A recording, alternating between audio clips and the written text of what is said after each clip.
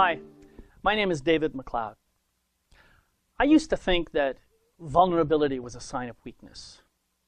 It's not surprising, really, since our culture tends to teach us, men in particular, that we're supposed to be strong, that we're supposed to contain all our feelings, that essentially we're supposed to behave like emotionless robots whose only real function is to do the work prescribed by our employers.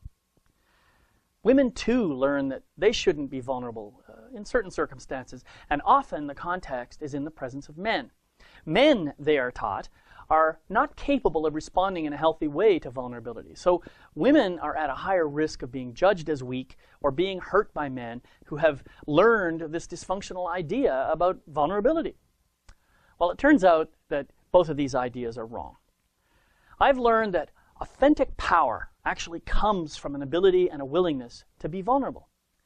Vulnerability implies an openness to the possibility of being hurt. That's true. But it also implies a desire and willingness to openly express who we really are from the depth of our heart and soul.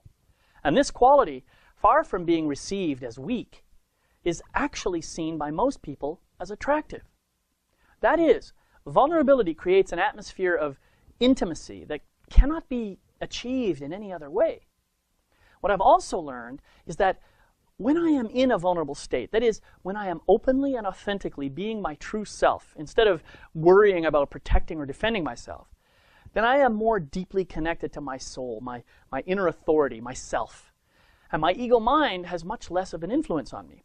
When I'm in this state, I can make decisions that are in resonance with my inner truth, and I can simultaneously take into account the wants and needs of others around me.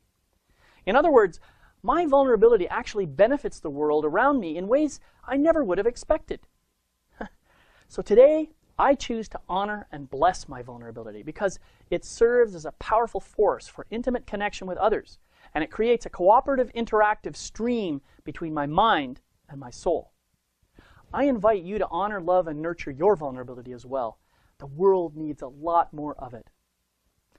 May you always walk your path with an open heart.